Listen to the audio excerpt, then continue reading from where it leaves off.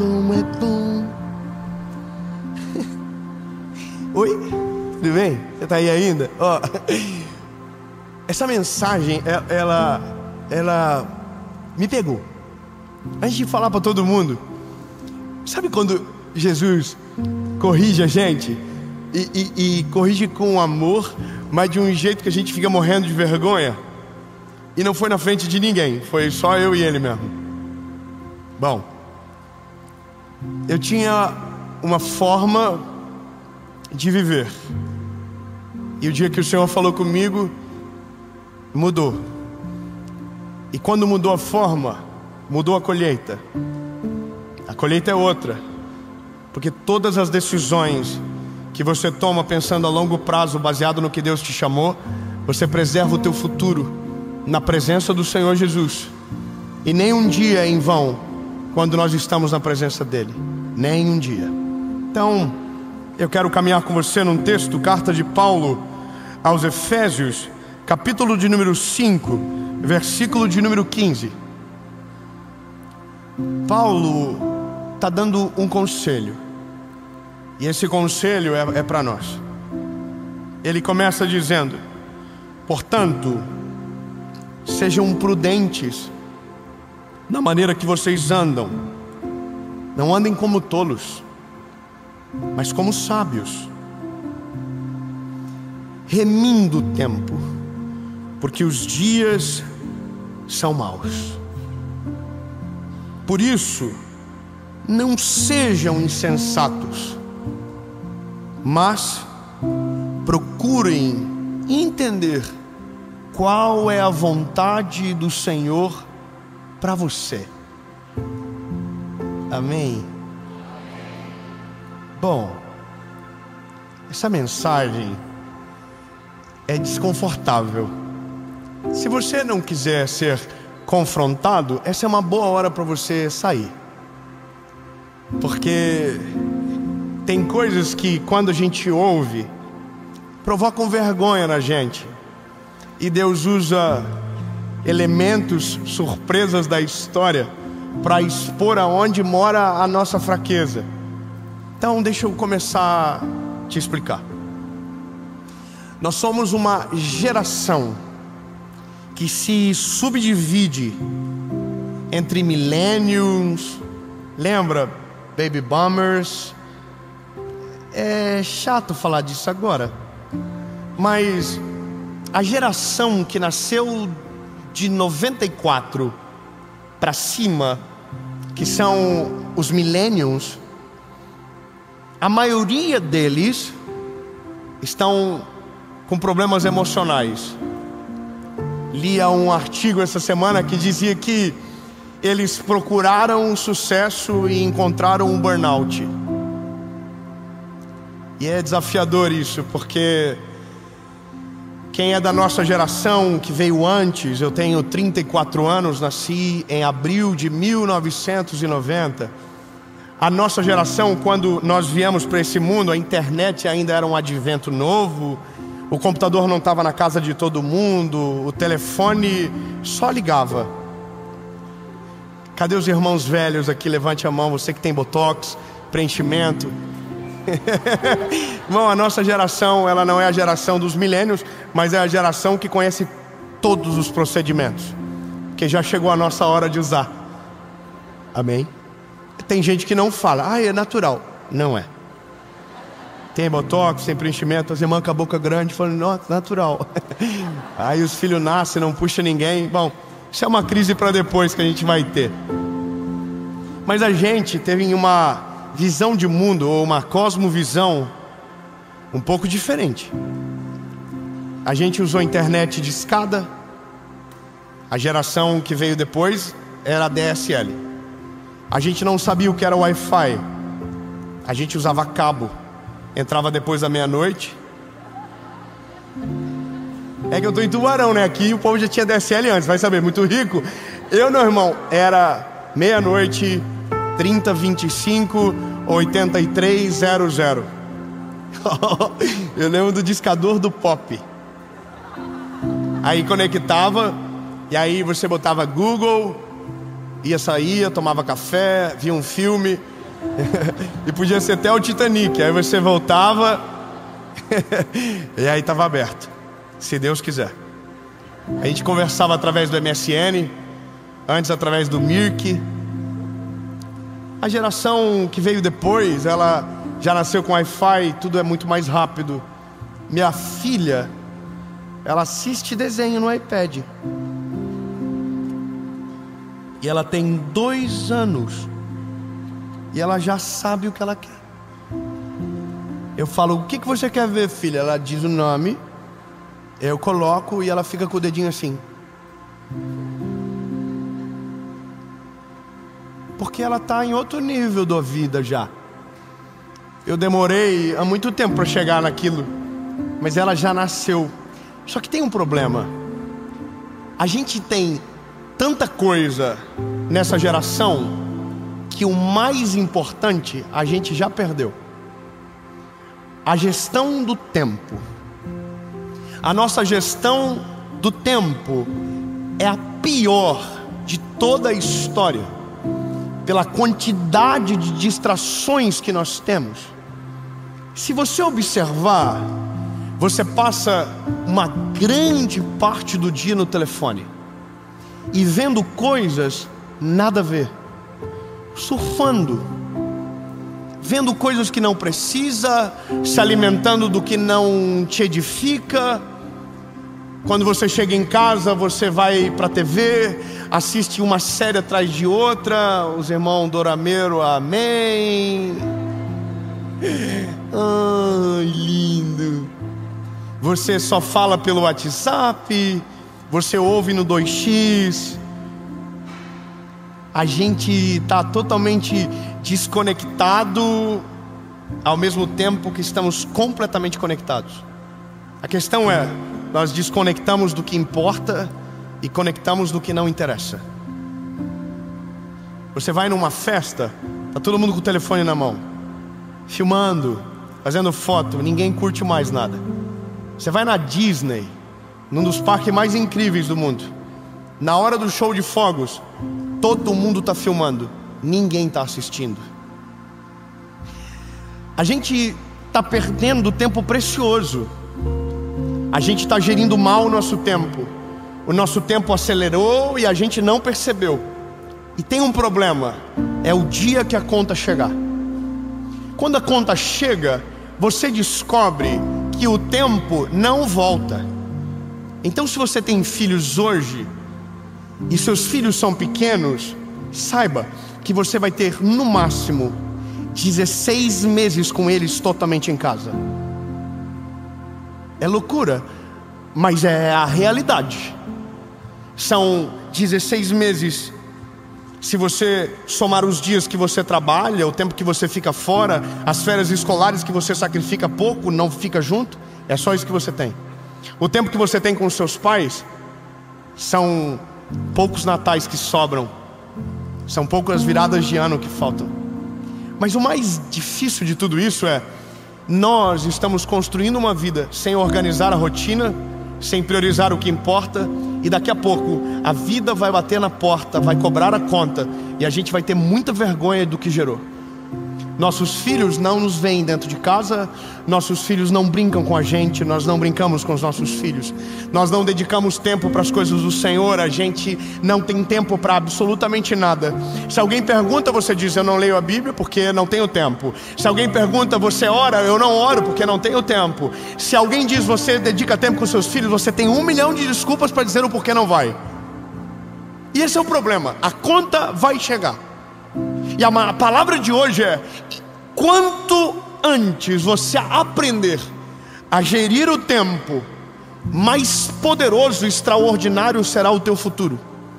Quando você olha para o que você está construindo, você começa a descobrir qual é a verdadeira prioridade, o que te importa.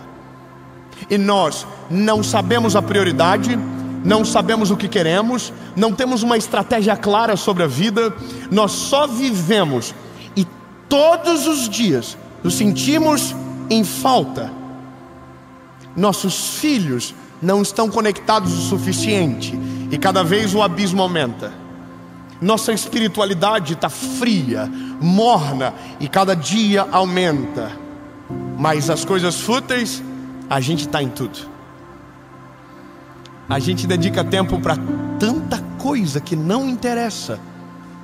E isso é o que a Bíblia chama de viver como um tolo. O tolo não calcula os seus dias. O tolo não sabe a prioridade. O tolo não vive, ele sobrevive. Ele só anda. Ele não constrói nada e ele tem ótimas desculpas para não construir. Ele diz que tudo vai ficar para trás, que o mundo passa rápido demais e que ele não precisa de tanta coisa. Mas esse mesmo tolo que diz tudo isso, diz porque não acredita que pode, porque não se esforça para tanto, porque tudo tem um preço a se pagar.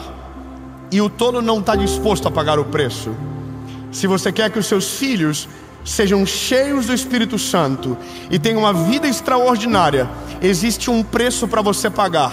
E você só consegue pagar durante a infância. Se você tentar na adolescência, às vezes já será tarde demais. A sua vida espiritual, existe um preço a se pagar. Mas se você não pagar o preço, no dia que você mais precisar, você não saberá para quem correr. E se lembrar de, não terá coragem para, por conta da vergonha. Os nossos amigos são descartáveis. Nós não cultivamos mais. Nós deixamos ao acaso. Hoje nós dizemos: você precisa ir lá em casa. Mas a gente nunca diz a data. A gente diz: vamos marcar uma hora. Mas a gente nunca diz a data. Porque a gente não quer perder tempo, mesmo vivendo uma vida cheia de perda de tempo. A gente diz para os nossos filhos: nós vamos ficar juntos. Mas você fica com o telefone junto com o seu filho, e o seu filho fica sozinho do teu lado. A sua esposa não quer ver você mais dentro de casa, porque ela se irrita com você. Você não tem mais prazer na sua esposa, porque vocês não cultivaram absolutamente nada. Quando estão juntos, estão falando do que está lá fora, não falam mais do que está aqui dentro. Conversam sobre tudo e não conversam sobre si. Não colocam as cartas na mesa. Maridos traem as mulheres porque dizem: minha mulher não me procura. Nossa vida sexual é trágica, mas você nunca dedicou um tempo para dizer que ela era linda, que ela era maravilhosa, que ela é a mulher da sua vida. Então a colheita chega. Os filhos crescem e não querem saber de Jesus, não querem saber daquilo que você viveu. Estão desconectados porque não tem honra envolvida. E tudo isso, que é tão complexo no fim, é simples demais no começo. É loucura, mas o que um dia é extremamente complexo, se você colocar o problema para ser resolvido no começo, é a coisa mais simples do mundo. Viver de maneira sábia é viver de maneira premeditada, de longo prazo. Então, tudo o que eu faço, eu apresento ao Senhor, porque não quero viver por pouco tempo, quero viver para o resto da minha vida. Vou ser mais específico com você. Nós vivemos uma realidade onde nós viajamos o mundo todo para falar de Jesus. Eu poderia fazer isso 31 dias por mês, mas eu escolhi fazer 10. Por quê? Porque se eu fazer 30, no próximo mês os meus filhos não me honrarão mais. No próximo mês a minha esposa não vai me tratar mais da mesma forma. No próximo mês eu não vou pregar mais com a mesma paixão, porque não tenho tempo para sentir saudade do que vivo, porque vivo tanto que esqueço do que a prioridade real está escondido na minha casa, dentro do quarto, me esperando chegar. Eu não oro porque não tenho tempo, mas eu só consigo ter fruto quando o assunto é a obra do Eterno, se a minha vida de oração estiver em dia. Eu não leio a Bíblia porque não entendo, mas você nunca vai entender um livro que você não se debruça para compreender aquilo que ele está dizendo. E essa é a questão. Como se faz para resolver? Aí o apóstolo Paulo vai dizer: não seja tolo, seja sábio. Sábio. Aí isso vem para o coração. E aí, se você quer saber sobre sabedoria, você vai para Provérbios. E aí começa as lições. Você vai aprender sobre honra, sobre honrar o pai e a mãe. Você vai aprender sobre a mulher adúltera, sobre o homem que troca a família por um caso de minutos. Você vai aprender sobre como educar os filhos. E você vai entender que a coisa mais importante que o ser humano tem na terra é o tempo. O salmista vai dizer: Senhor, ensina-me a contar os meus dias. Tiago capítulo 4 versículo 14 diz: o que é, pois, a vossa vida, senão um vapor que aparece e logo desaparece? Há alguns dias atrás, nós estávamos anunciando o primeiro filho que viria ao mundo. Hoje, os 3 filhos já cresceram, já falam, e o mundo mudando cada dia mais. Esses dias eu estava entrando na igreja, num dia quente, com uma igreja cheia de rosa vermelha, super brega. E hoje já se passaram 16 anos. É isso. E o que eu colho hoje, a semeadura começou em abril de 2009, quando eu tive meu encontro com Jesus. Mas algumas coisas no caminho se perderam, e o Senhor teve que me resgatar para que eu não me tornasse o tolo da história que prego. E a primeira coisa que o Senhor me tratou foi nisso aqui, na palavra. Chegou uma hora que eu sabia tudo e a minha vida devocional se acabou. E o saber tudo é um sofisma, porque não é real. Você vai viver a vida toda e não vai saber de tudo no final. Você vai saber pouco do pouco do pouco. Mas quando você fica confiante, você perde. Eu perdi isso aqui. Eu parei de ler a Bíblia. E quando eu parei de ler, eu parei de orar. Então, quando eu menos percebi, eu estava na frente de milhares de pessoas, falando de um Deus que eu não tinha mais compromisso com Ele. Eu não tinha mais rotina com Ele. Então, sendo bem sincero para você, eu ficava com muita vergonha, porque eu não podia dizer sobre orar e ler a Bíblia, porque eu tinha perdido o hábito. O Senhor me tratou. Meus filhos, papai trabalha com internet, papai precisa estar no telefone. E os meus filhos dizem para mim: não, pai, você não precisa de telefone. Aí, o João, um belo dia, estava comigo assistindo filme, e ele fez um negócio. Ele levantou, tirou o telefone da minha mão, levou no lugar mais longe que ele podia, soltou o telefone, voltou e falou: pai, tem como você assistir o filme comigo? E eu disse: mas eu estou assistindo o filme. Ele falou: não, você está mexendo no telefone, pai. Assiste comigo o filme. E aí eu comecei a pensar: quanto tempo eu fiquei com meu filho sem estar com ele?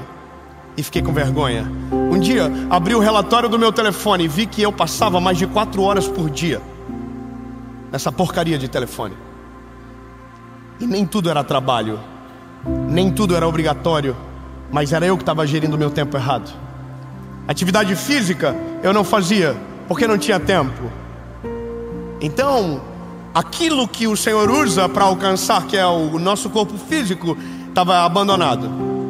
E aqui mora a realidade do tolo, o dia que ele se olha no espelho e vê que está construindo uma casa de cartas que qualquer vento destrói. Meus filhos, longe. Minha vida com Deus, fria. Meu casamento com a minha esposa, esfriando. Mas eu estava aqui, pregando lindamente, falando de Jesus, E as pessoas falavam que Deus falava com elas. E é claro que Deus falava, mas era por misericórdia de quem estava ouvindo, não sobre quem estava falando. Só que chegou um dia que eu olhei no meu espelho e falei: eu preciso mudar.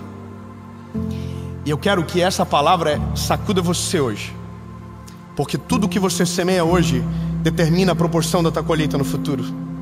Então vou te falar: organize a prioridade da sua rotina. Organize aquilo que você faz no dia, para que quando você chega em casa, ao colocar a cabeça no travesseiro, não tenha vergonha do que plantou ao longo do dia. É tão simples, mas a gente prefere dizer que não tem tempo. Mas posso te dizer, a facilidade de consertar as coisas é maior do que você imagina. É mais fácil. Para você resolver a sua vida com Deus, volta para o básico. O que é o básico? Fala com Ele. Ele é a Bíblia. Mas David, eu não tenho tempo. Você tem. Fala um pouquinho da perto de você, vai. Você tem.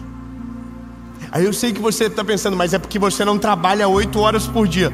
Eu trabalho mais. Eu trabalho mais do que 8 horas por dia. Eu sei o que você pode pensar, mas você decide o que você faz. Então, tudo bem. Então, o teu patrão determina o que você faz durante 8 horas por dia? E as outras horas que sobraram? Quem é que determina? Quem é que determina as outras horas que sobram? Porque se de 24 dominaram 8, o que você faz as demais horas? Você só tem tempo para dormir? Porque se você quer dormir de maneira saudável, 7 a 8 horas. Então tem 16 horas que se perdem. Mas para chegar em 24 ainda está faltando coisa.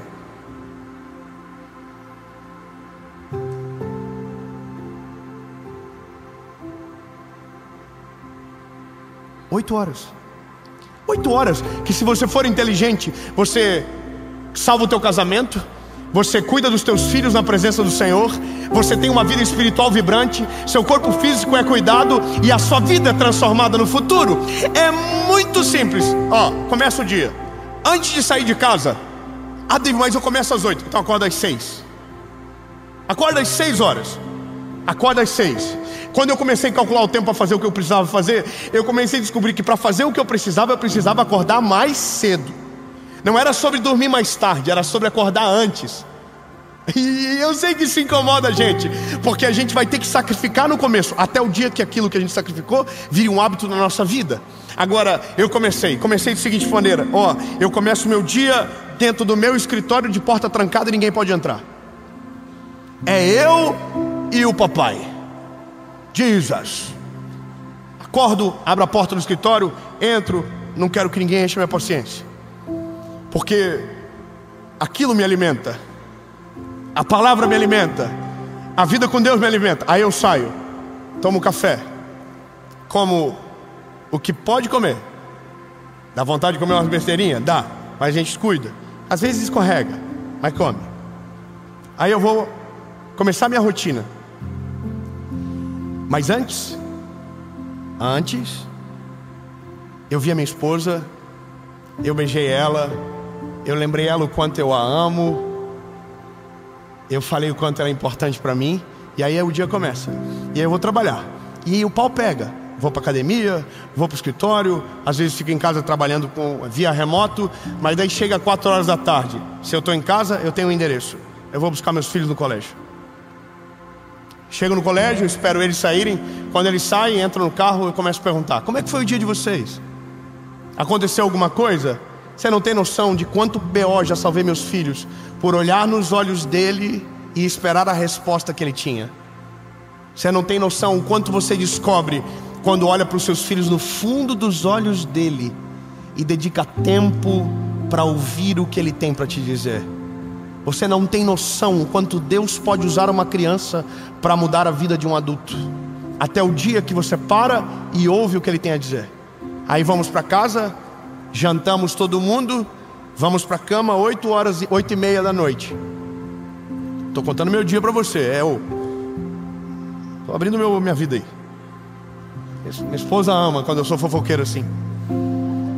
Aí eu vou para o quarto com meus filhos, eu, João e o Noah. Conto uma história, Antes, talvez a gente assista alguma coisinha junto que eles querem ver. Mas vamos para o quarto, contamos uma história, oro por cada um faz a sua oração. E é engraçado, porque eu consigo descobrir a personalidade do meu filho de maneira mais clara na hora que ele está orando. Um agradece mais por uma coisa, outro agradece mais por outra. Esses dias o João estava orando e disse: Jesus, obrigado pelo papai, obrigado pela mamãe, obrigado pela Serena, obrigado pela vovó, pelo vovô. O Noah começou a chorar. O Noah desatinou de chorar. E aí eu falei: o que foi, Noah? Ele não orou por mim. Como que eu vou saber que meu filho precisa de uma palavra de afirmação para sentir amado, se eu não paro para ouvir o que ele está falando? Aí resolve: João, ora pelo Noah. Agora, essa semana, 2 dias atrás, o João se arrumou. O João gosta de colocar panca lá, se veste todo trabalhado no estilo. E o Nonô é pequenininho. O Nonô viu ele saindo do quarto, foi lá e colocou a roupa igual. O pau fechou. Eu estava no escritório ouvindo os dois, e o Noah querendo chorar. E o João, chegou uma hora que o João falou assim: ô burro! Irmão, eu igual um gato, eu saí de dentro do escritório, fui nele. O que está acontecendo? O João já começou a chorar. É porque ele está se vestindo igual eu. E eu falei: por isso que ele é burro. Aí sentei, falei: seguinte, João, se o Noah está se vestindo igual você, o pai te entende, você tem que ter a sua individualidade, mas é porque ele ama tanto você que ele quer se parecer contigo. Então o que te incomoda, pode te incomodar um dia por semana, mas você não pode incomodar a semana toda, porque ele quer ser igual a você. Olhei para ele e falei: Noah, você ama o João? Ele falou: muito, pai. O que você mais ama nele? O estilo dele. Olhei para o João e falei: João, ouviu? O que você mais ama no seu irmão? É tempo. Você não consegue fazer isso se você não dedicar tempo. Aí os meninos dormem. A Serena já dormiu, ela tem a rotina com a mãe dela, é um pouco diferente. Ela que decidiu que era ela a mãe dela. E felizmente. Aí eu e minha esposa se encontramos. Isso é 9 horas da noite. Aí banhinho, ela faz um chá. Às vezes ela leva um chá.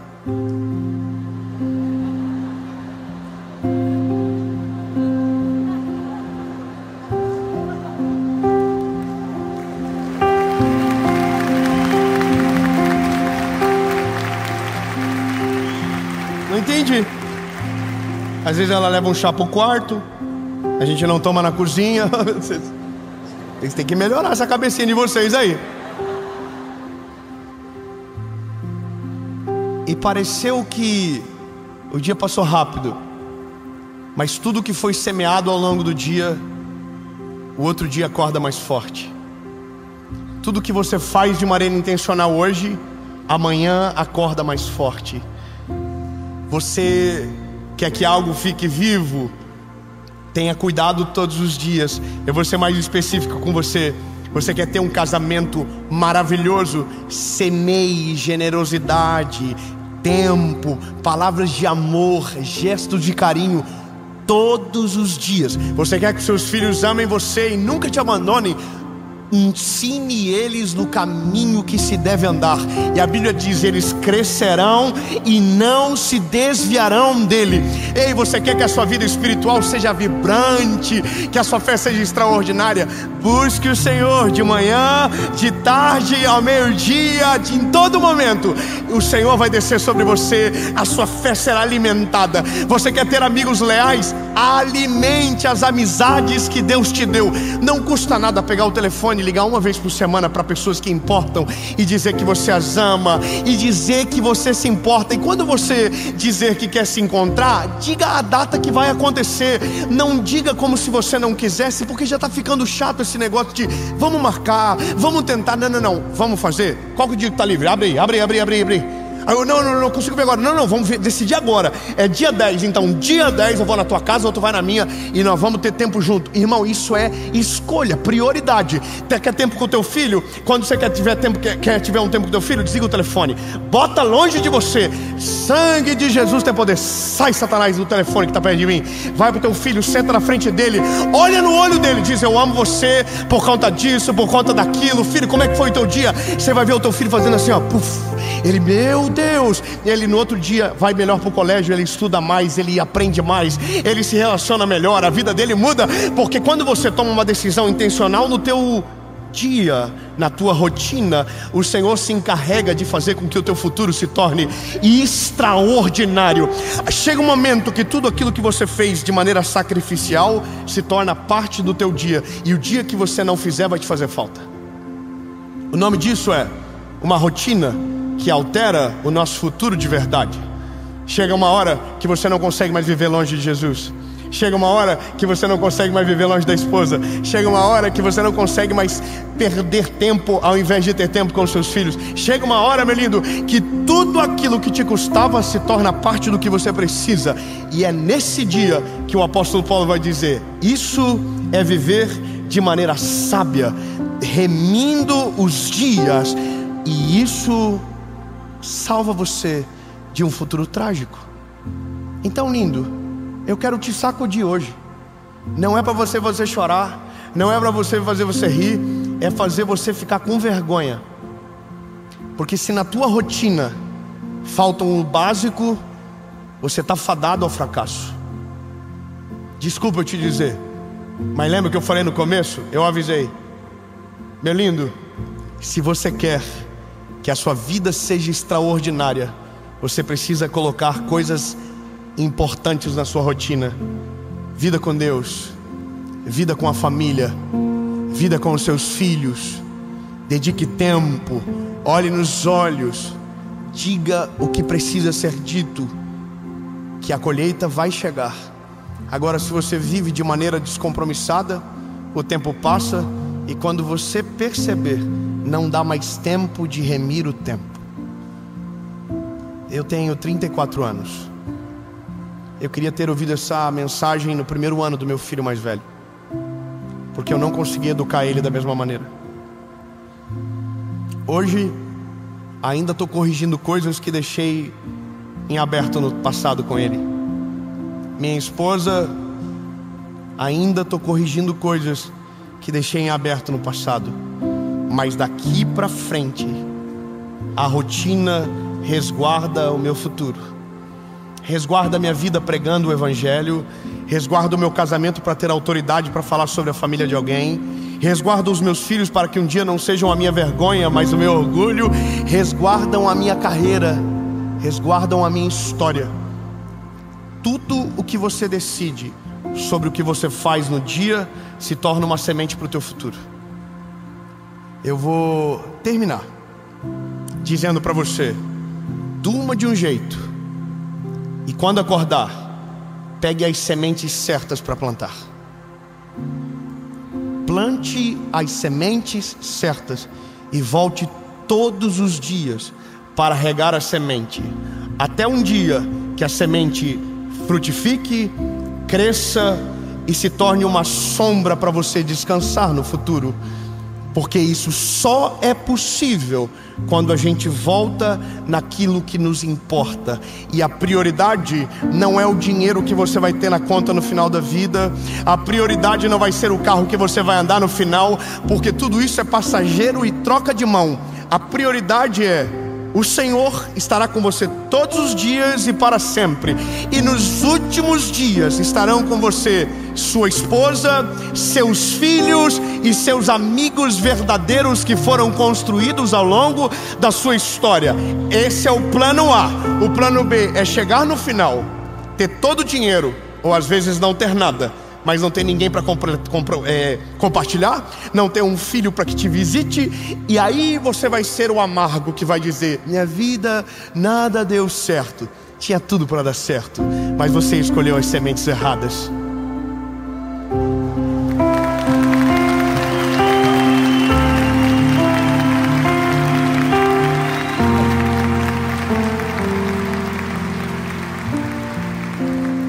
Essa mensagem, ela não começa aqui, ela começa amanhã de manhã, porque o dia já foi. Você entendeu? O que você fez hoje não tem mais como voltar. O tempo que você usou não tem mais como voltar. Agora amanhã, sementes novas, decisões novas, Filtre o que você vê, filtre o que você escuta, dedique o tempo para o que importa, e você vai perceber uma parada maravilhosa. Você vai deitar a cabeça no travesseiro e vai dizer: Jesus, obrigado pelo dia, obrigado por tudo que o Senhor fez, obrigado pela minha esposa, obrigado pelos meus filhos, obrigado porque o Senhor está cuidando de tudo.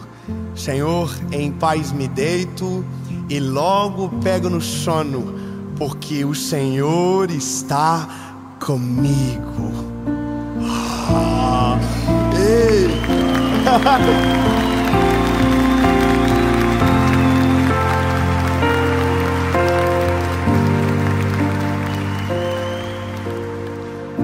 Mas eu sempre preciso terminar da maneira certa.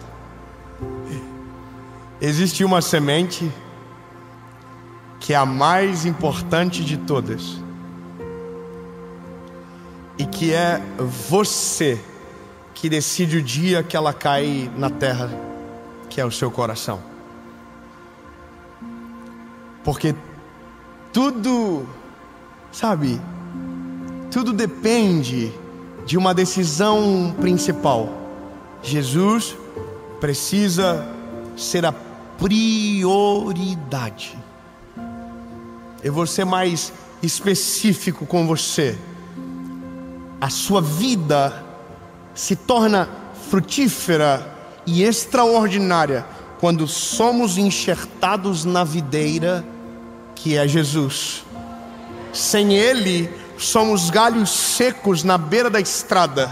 Mas a Bíblia diz que quando somos enxertados nele, frutificamos, geramos fruto que perduram gerações, e é para a glória do nome dele.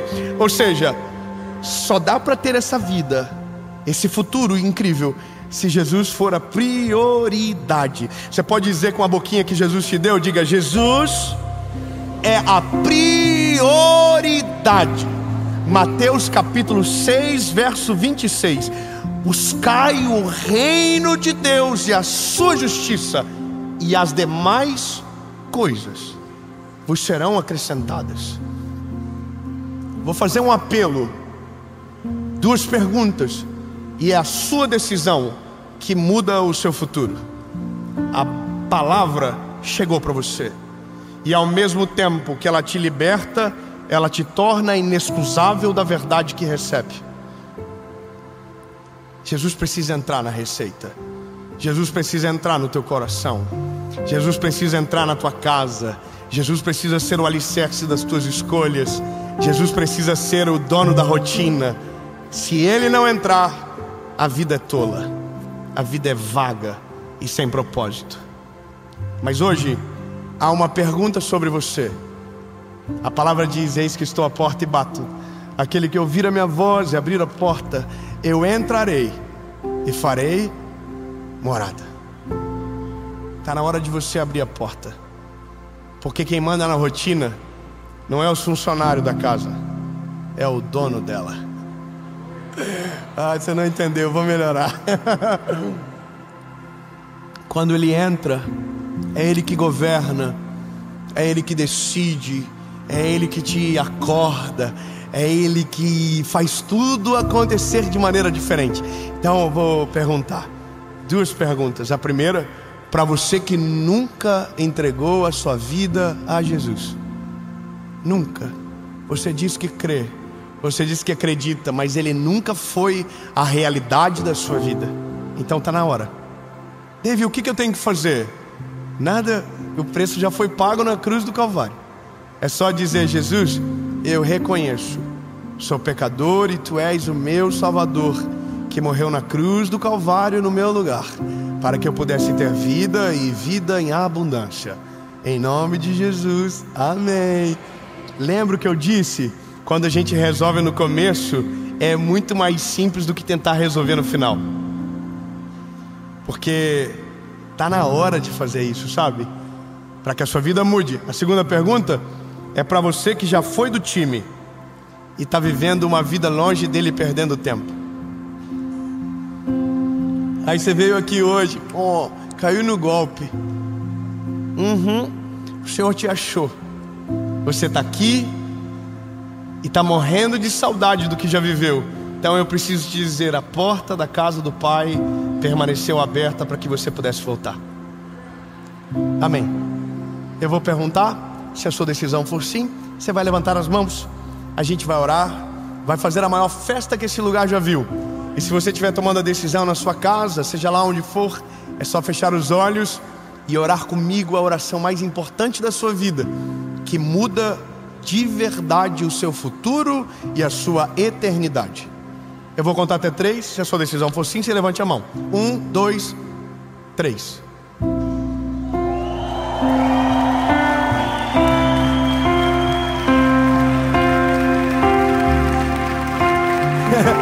Não, muita gente, não.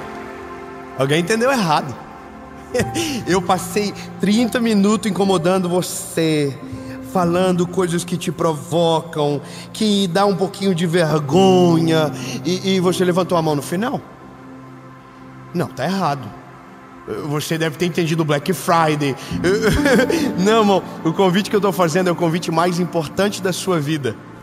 O Evangelho não é um convite para uma vida perfeita, é um convite para a morte. Porque não vivo mais eu, mas Cristo vive em mim. As coisas velhas se passaram e eis que tudo se fez novo. Aquele que quiser vir após mim, negue-se a si mesmo, tome a sua cruz e então siga-me. Eu vou perguntar de novo, porque eu prefiro que você desempolgue, para que amanhã você não frustre o Senhor que criou a expectativa. Porque quando você levanta a mão, o Senhor no céu se levanta, os anjos celebram a decisão que você está tomando, os planos se reestabelecem e Ele desce, Ele mora dentro de você. Vai ficar chato você mandar Ele embora amanhã, porque a obra vai começar. A maior transformação da sua vida vai começar e será extraordinária. Se você quer tomar essa decisão, sua decisão não mudou, fica de pé.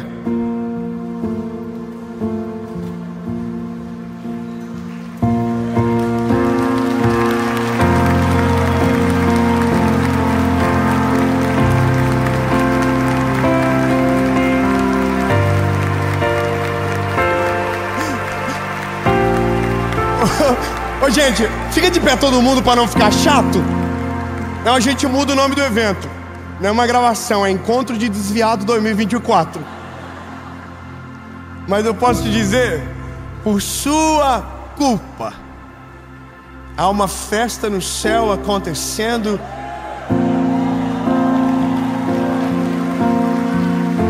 Ei, por sua culpa, por sua decisão, a vida dos teus filhos será completamente diferente. Por sua culpa, por sua decisão, suas colheitas serão completamente diferentes, em nome de Jesus. Você vai orar comigo, palavra após palavra, e no final, a gente no amém faz a maior festa que esse lugar já viu. Porque quando um pecador se arrepende na terra, há uma festa no céu. E se tem festa no céu, a gente pode celebrar aqui. Amém? Só quem está tomando a decisão, fecha os teus olhos. Você que está na sua casa ou qualquer lugar do mundo, feche os seus olhos se você puder e repita comigo: Senhor Jesus, eu reconheço que Tu és meu dono e a minha salvação. Perdoa os meus pecados, apaga o meu passado e escreve meu nome no livro da vida. A partir de hoje, eu sou completamente seu, em nome de Jesus.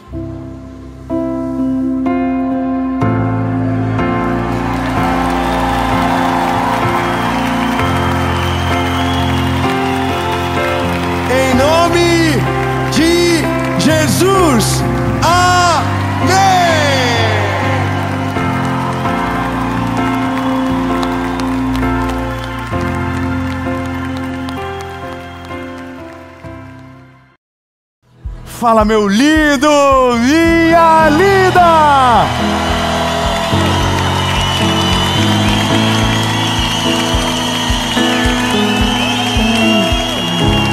Ninguém tá cansado, todo mundo animado. Ei, pode vir, manda a mensagem. Ninguém tá cansado, todo mundo animado. O que Deus está falando. Pode parar de cantar, começa a pregar, não inventa moda. Me chama pra batalha de rima que eu vou. Ei, irmão, Provérbios 21:5. Amém. Estamos gravando. É que quase 11 horas. O povo aqui de Curitiba é sinistro. Tem que respeitar Curitiba. Oh, meu Deus. Ei, lindo. A próxima cidade vai ser Joinville. Orem por Joinville para que haja o mesmo ânimo que repousa sobre Curitiba. Ei, lindo, vamos começar aqui. Recado importante. Primeiro, curte o vídeo. Curte o vídeo, comenta, compartilha, ativa o sininho.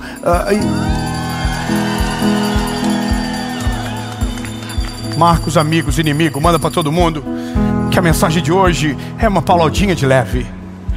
O que paralisa a sua vida? Falta de foco e planejamento. Isso está na Bíblia?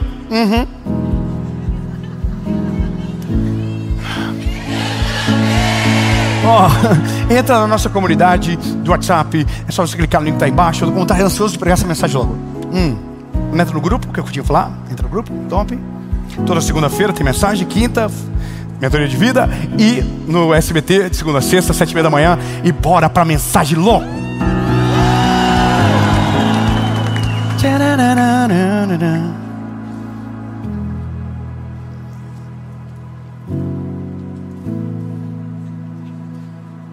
Provérbios 21. Provérbios 21:5. Os pensamentos do diligente tendem somente para a fartura, mas os de todo aquele que é apressado somente para a necessidade.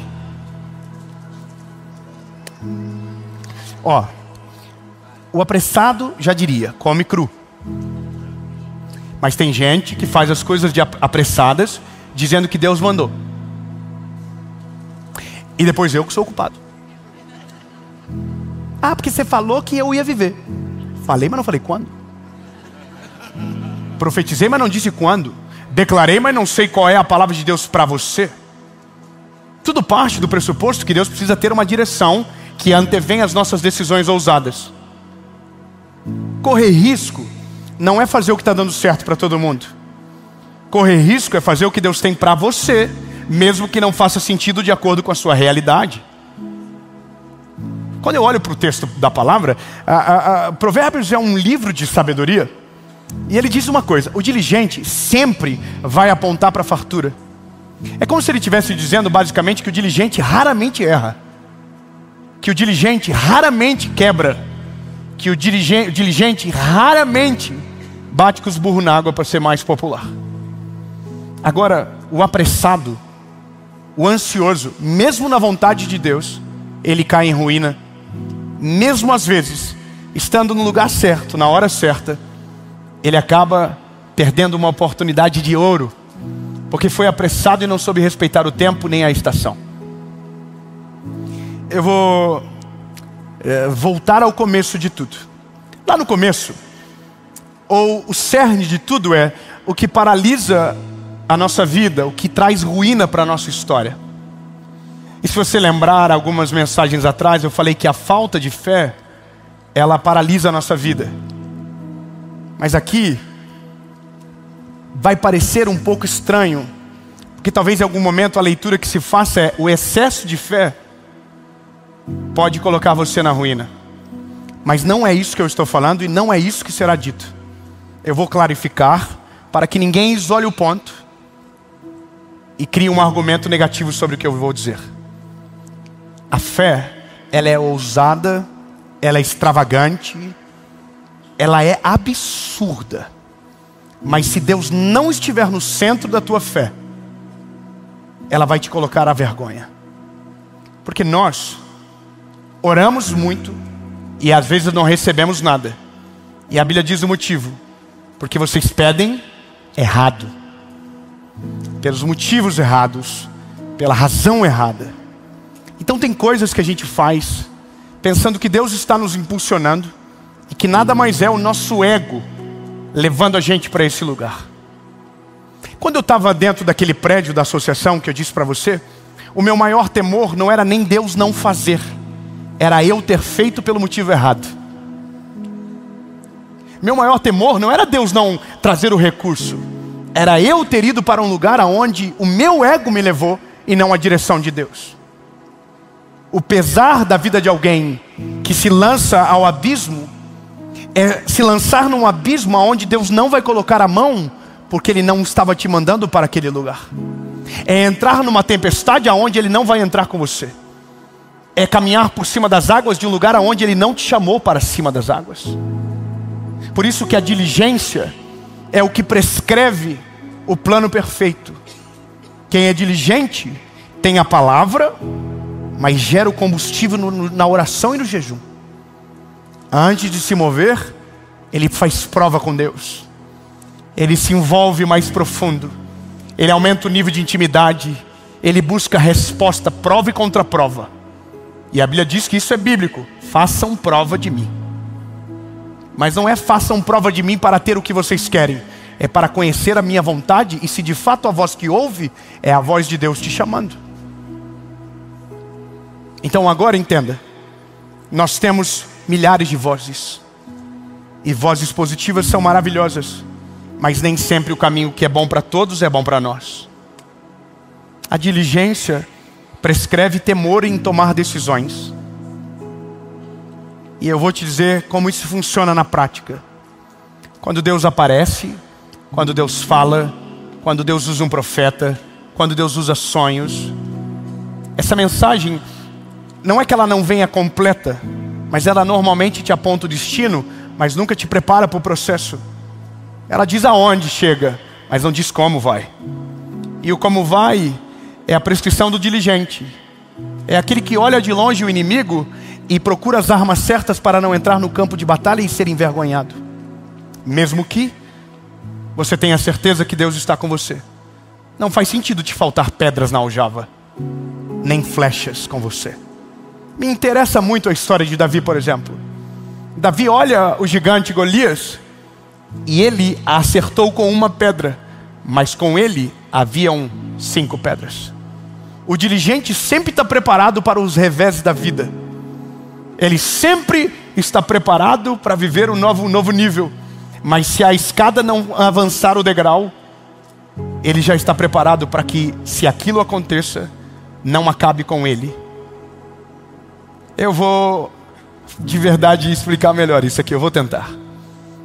Todas as coisas que Deus promete, cumpre, e Ele é fiel para isso, exigem desafios da nossa parte. Primeiro, escolhas radicais. Abrir mão de algumas coisas é isso às vezes, o pressuposto. Deus, quando dá uma missão, Ele é poderoso para fazer tudo, mas Ele sempre vai exigir de você que você tome algumas decisões que te apontarão para esse lugar. E a diligência que você desenvolve vai fazer com que você tome decisões certas na direção que você precisa apontar. Mas às vezes, a diligência vai ser contra-lógica e contra-intuitivo.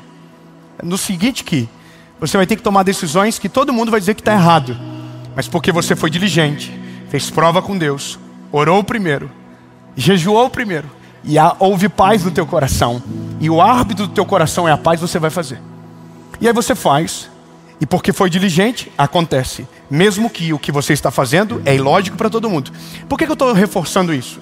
Porque o diligente não é aquilo que faz o lógico, é aquilo que faz o ilógico se tiver na vontade de Deus, mesmo que para todo mundo pareça impossível.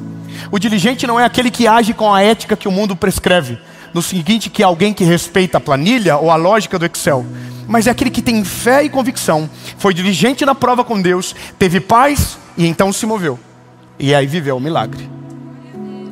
Por que eu estou falando tudo isso para você? Porque a fé não nos torna irresponsáveis. A fé não nos torna imaturos. A fé não nos torna um trem desgovernado. Não, a fé nos coloca no eixo. Nos coloca no centro da vontade de Deus. E quem está no centro da vontade de Deus, mesmo que pareça loucura para todos, lá dentro a convicção é plena de que o caminho está certo. Mas só vive isso quem é diligente. E o diligente, ele tem cuidado com o que ouve, ele tem o cuidado com o que sente, ele faz provas primeiro com Deus. E aqui a gente restringe a nossa vida a muitos fracassos desnecessários. A minha vida, eu sou um garoto, você já sabe, e disse já que passou por vários testemunhos, e que esses testemunhos refletem em algum momento na nossa mensagem. Mas em algum momento a gente fica descoberto nas nossas emoções e pensa que agiu de maneira equivocada, porque teve fé demais. Isso é normal do ser humano. Mas de uma coisa é certa: quando você sabe que Deus está no controle, você pode fazer o que Ele está falando para fazer. Eu me lembro que quando eu tinha 21 anos, 26, quando o João foi nascer, 26? 27. O João nasceu, eu fiz 27. Ou não, fiz 28. Tu tinha 27. Então eu tinha 28. Por quê? Vamos discutir agora. Quando meu filho estava prestes a nascer, a gente recebeu uma palavra sobre o futuro dele.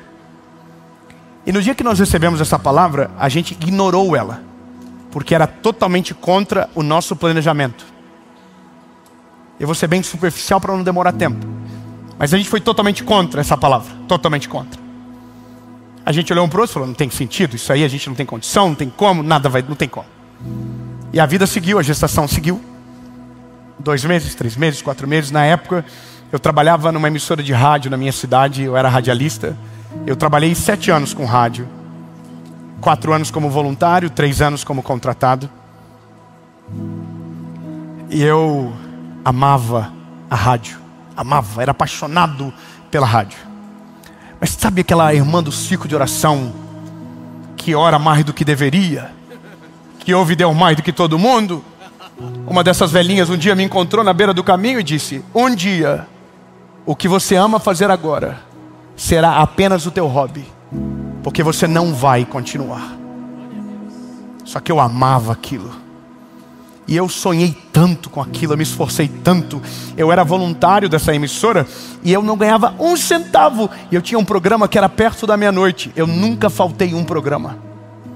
Eu chegava cedo. Tinha uma época que não haviam me dado a chave da rádio. Eu ia para a porta da rádio sem chave. E às vezes a pessoa esquecia, mas eu ficava lá durante o programa inteiro, sentado na porta do portão da rádio. E eu não desistia, porque eu amava aquilo. E aí eu preguei na rádio muito tempo, fazia apelo na rádio. Eu amava aquilo. E lembra da palavra do começo? Você não vai permanecer. Um dia vai ser só um hobby. A vida vai dando as voltas, vai seguindo o curso. Eu recebo a palavra sobre o futuro do meu filho, só que é sobre o meu filho, a princípio aparentemente não é sobre mim.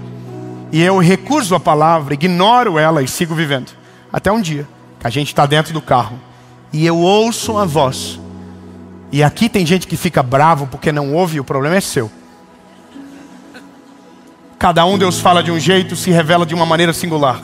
Não significa que é assim comigo, vai ser com você, mas comigo foi assim e eu não tenho o que fazer. Eu ouvi uma voz e a voz disse: não desobedeça. Sabe, claro, o teu filho tem que nascer lá. Eu recebi a palavra, estava tudo certo. Eu olho para minha esposa e digo: amor, Deus falou comigo, vai ter que ser desse jeito que a gente ouviu. Diligência, vamos fazer prova com Deus. Eu ouvi, poxa, suficiente. Não, provas com Deus. Fizemos 3 provas com Deus. Deus respondeu todas as provas.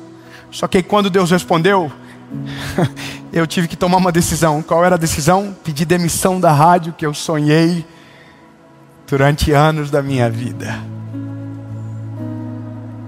E essa é a loucura da vida. Deus abre a porta, coloca na tua frente, mas você nem diligente é, e às vezes não tem coragem para passar pela porta. Neemias recebeu uma missão, reconstruir os muros de Jerusalém. Quando a notícia chegou para ele, ele não saiu correndo em direção ao muro. A Bíblia diz que ele orou e jejuou durante 4 meses. Quem passa tempo projetando, gasta menos tempo edificando. Porque quem projeta com sabedoria, executa com velocidade. Porque quem faz prova, quem é diligente, caminha numa perspectiva que ninguém entende. O que demorava anos para uns, parece que demora meses para outros. Mas o que ninguém sabe é o que ele fez antes de ir passar pela porta. Neemias orou e jejuou 4 meses e o muro ficou pronto em 52 dias. Qual é a lógica de gastar mais tempo projetando do que executando? Simples. Quem é diligente coloca o prego no lugar certo, a madeira no lugar certo e o telhado não cai. Porque antes de fazer, projetou. Antes de viver, sabe, orou e jejuou por aquilo. Por isso que a palavra está dizendo, quem é diligente aponta sempre para o sucesso. De outras maneiras, é isso que ele está dizendo. Não passa perto. 52 dias. Ficou pronto. Mas 4 meses da história que ninguém viu. Neemias dobrando o joelho, provavelmente dizendo, Deus não me desampara. Deus manda as pessoas certas. Deus manda as pessoas certas. Deus, fortaleça a minha alma. Fortaleça o meu espírito. Porque quando eu estiver executando, Sambalat e Tobias vão aparecer e vão dizer que não vai ficar pronto. Mas Deus, eu preciso de força. Para que quando Sambalat e Tobias se levantar, eu não pare de edificar o muro que você colocou para mim fazer. Diligência. Eu não quero ser mais pessoal nessa mensagem, mas só quero dizer para você que eu fui demitido da rádio. Pedi para eles ter a misericórdia de me demitir, para que eu tivesse fundo de garantia e seguro-desemprego. O dia que eu abri mão, na minha família o boato era: que tristeza. Perdeu a maior oportunidade da vida dele. Mas não era a primeira vez que eu estava tomando uma decisão dessa.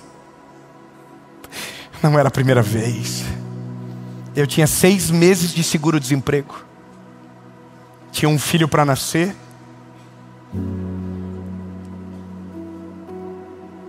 E agora não tinha mais para onde voltar.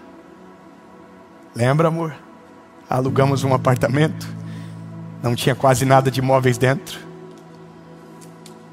E lá foi a gente para ver o João nascer. Ganhamos tudo, ganhamos o quarto da criança, ganhamos tudo lá. Dom nasceu, mas durante 3 ou 4 meses eu dizia para Paula, eu sinto o cheiro de uma coisa nova. Deus vai fazer alguma coisa, não é possível. E eu vou falar, eu estou sentindo isso agora. Eu estou sentindo isso agora. E quando eu começo a sentir isso, a vida fica perigosa. Mas meu filho nasce, eu não tenho para onde voltar, não tenho mais nada para fazer. Mas tinha sobre mim uma palavra. Lá da onde eu estava, eu desço na sala de uma família, vejo um vídeo na televisão e era o ministério Cristo Vivo cantando um louvor. E o Espírito Santo falou comigo: prega uma mensagem como se estivesse gravando um clipe.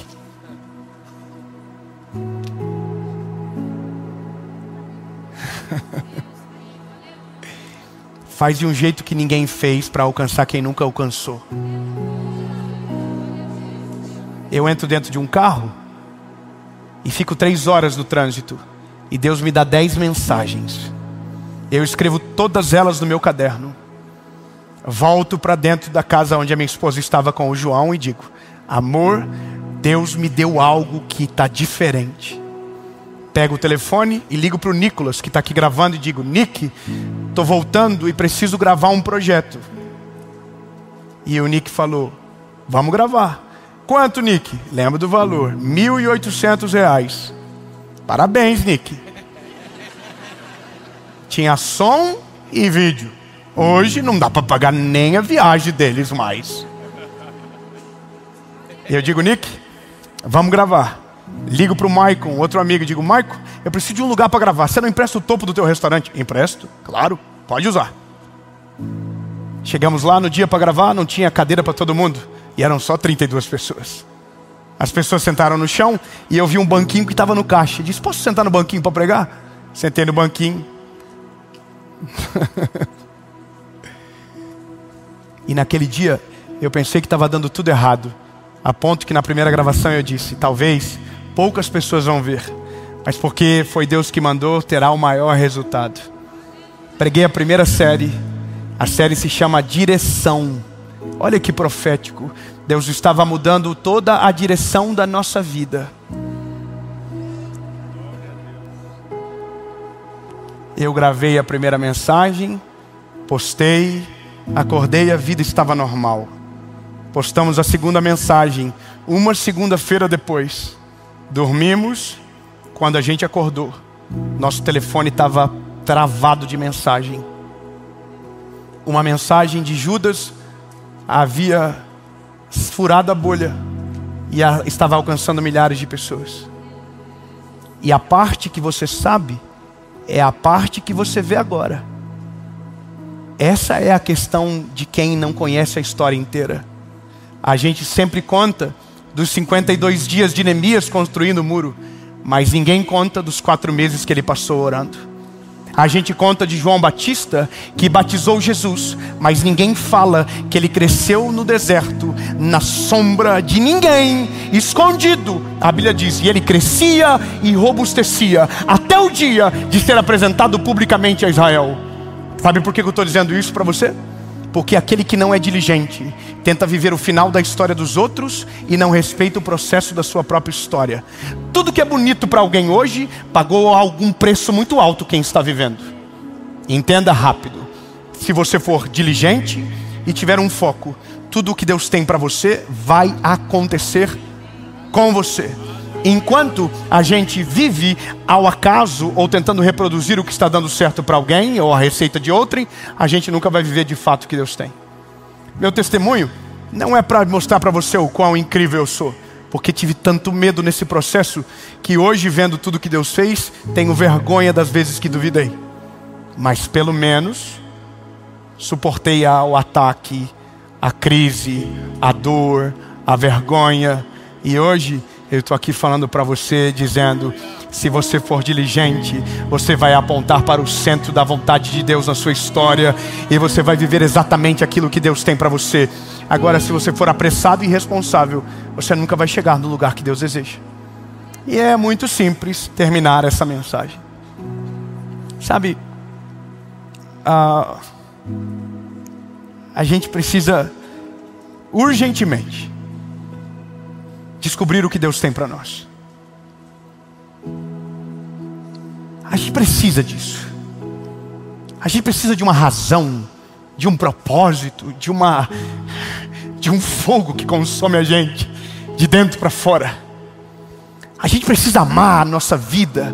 E quando eu digo amar a nossa vida, não é aquilo que é contra o que o texto diz que é aquele que amar. Não. É sobre, sabe, se encontrar na terra, desejar o bem, fazer as coisas para a glória de Deus de fato, e se encontrar no caminho. E o dia que você entender esse lugar, as curvas vão ficar retas, sabe? Lugar que você ia frear, você vai acelerar, fica diferente as coisas. Mas nunca entenda que acabou, agora eu cheguei. Não, a diligência prescreve que aquele que chega no lugar desejado entende que aquele não é o final do caminho. Tudo aquilo que a gente pensa que acabou é só o começo do próximo plano que Deus está fazendo. Entendi na vida que Deus é mais criativo do que eu imaginava. Todas as vezes que eu pensei que não tinha mais nada de bom para acontecer, Deus veio e pá, tem mais. Dá para ir mais longe, tem mais vidas para ser alcançadas, tem mais gente para ser alcançada pelo Evangelho, entende? É isso, nunca é o fim. Nunca é o fim. Deus sempre é criativo para transformar aquilo que a gente pensava que era final no degrau para o próximo nível que Ele vai nos levar. Mas só vive quem é diligente. Então a partir de hoje, você não se move por vento de profecia. A partir de hoje, você não se move com o tal de eu senti e é. Não. Sentiu, oração e jejum. Falaram, oração e jejum. Profetizaram, oração e jejum. E se Deus não responder, faz nada. Relaxa e aproveita a brisa, que na hora certa tudo acontece de acordo com a vontade de Deus. Todas as vezes que eu tentei fechar a porta, ela encavalou. Isso aqui é muito importante para você saber. Todas as vezes que eu tentei forçar uma porta que Deus tinha para mim, eu encavalei ela. Como assim, David? Simples. O que podia ser rápido ficou lento. Porque eu estava tocando em lugar que não era para tocar, mexendo onde não era para mexer e tentando fazer coisas fora de hora. Podia contar milhares de histórias de um menino que tentava pregar em lugar que não era convidado, que tentava sentar em mesas que não era chamado, que tentava viver uma vida que não estava preparado para viver. Provérbios diz que todo aquele que senta na mesa do rei sem ser chamado será envergonhado pela companhia que forneceu sem ser convidado. Que Deus nos guarde para viver o futuro que Ele tem para nós. Que Deus te proteja das suas próprias vozes dentro de você. Que Deus te livre de tomar decisões equivocadas pensando que Deus está te chamando. Porque quando Ele te chamar, você tem que ter certeza que é a voz dEle que está te chamando. E se você tiver certeza, pule de cabeça. Coloque o pé que Ele vai colocar o chão. Se lance sem que haja nenhum pensamento sobre o amanhã, que o Senhor vai honrar o seu caminho, a sua trajetória, e Ele fará. Mas lembre-se, prudência, diligência, guarda você de um futuro fracassado. Porque talvez, se der errado, você vai colocar a culpa em Deus. E essa grande maioria das vezes é o que a gente faz. Mas era só você com pressa, abrindo um forno de algo que ainda não estava pronto. Amém?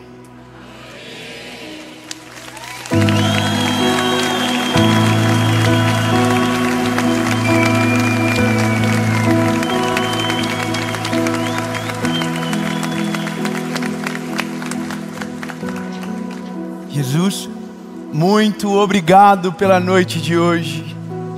Muito obrigado, Senhor, por cada palavra liberada sobre nós.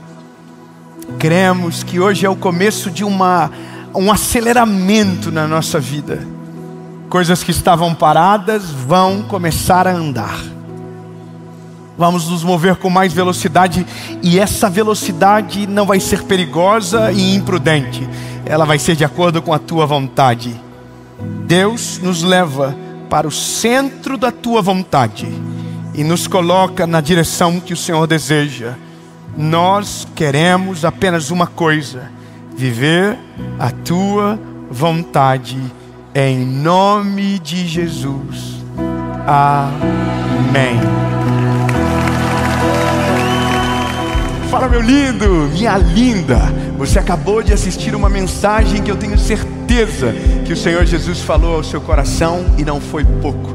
E eu tenho uma ótima notícia para você. Nós acabamos de lançar o nosso devocional de 365 dias do ano.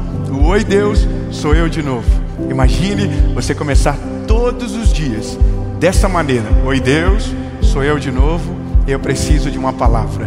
Eu tenho certeza que esse devocional será um grande companheiro para a sua vida com Deus. E se você quiser ter mais informações ou ter o seu, é só clicar no link que está aqui na descrição do vídeo e segue já lá no Instagram. Todo dia tem um devocional para você por lá também. Nosso Instagram é Oi Deus, sou eu de novo, oficial.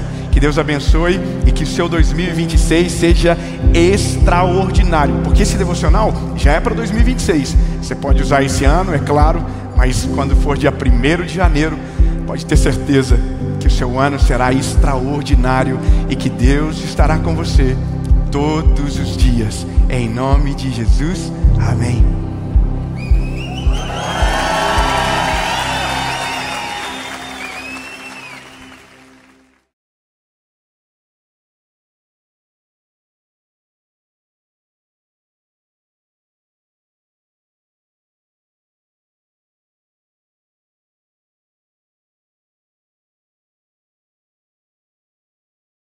Fala, meu lindo, minha linda.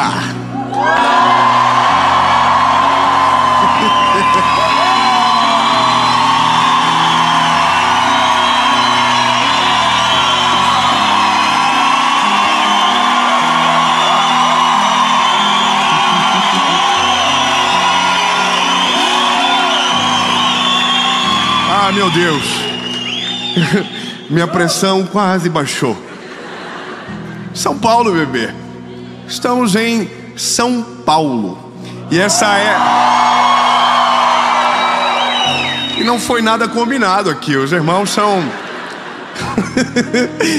É porque nós estamos muito felizes, porque sabemos que cada palavra da série Oásis vai ser uma resposta de Deus para você. Então, abra o seu coração. O tema dessa mensagem, eu tenho certeza que vai impactar a sua vida. Eu só quero, antes de qualquer coisa, só para...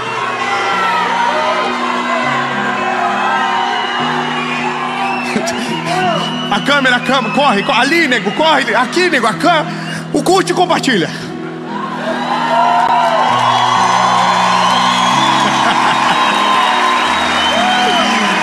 Aí,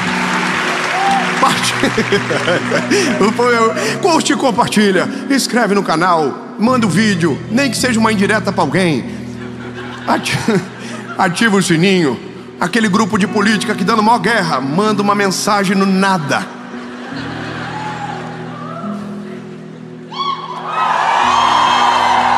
Lembre-se, políticos passam, a palavra é para sempre. Então, amém? Ai, vontade de falar. É que tem tanta gente perdendo amigo, família, relacionamentos por conta de algo passageiro. Ai, Jesus, um outro dia a gente briga nesse assunto. Enquanto isso, eu acredito que você já deve ter curtido, compartilhado, comentado. Top, e vamos para o vídeo.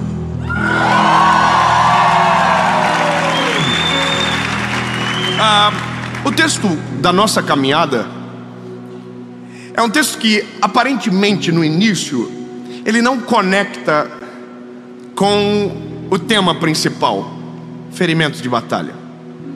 Mas a nossa jornada juntos vai fazer isso conectar no teu coração para fazer sentido. O texto é de Jeremias, capítulo de número 18. Um texto que provavelmente em algum momento da vida você já deva ter ouvido, estudado, falado sobre. E eu quero ler algo rápido, que é só o começo, dizendo: a palavra do Senhor veio a Jeremias dizendo: levanta-te e desce à casa do oleiro, e lá te farei ouvir as minhas palavras. Você já sabe o que vai acontecer. O Jeremias vai descer à casa do oleiro, vai chegar na casa do oleiro, e quando ele chegar, o oleiro estará na frente das rodas, formando com as suas mãos, a partir do barro, um vaso. É isso. Guarda o vaso que ainda está molhado de barro informe, e começa a entender o nosso ponto de partida. Da onde nós vamos partir? Eu estou vendo um filme esses dias.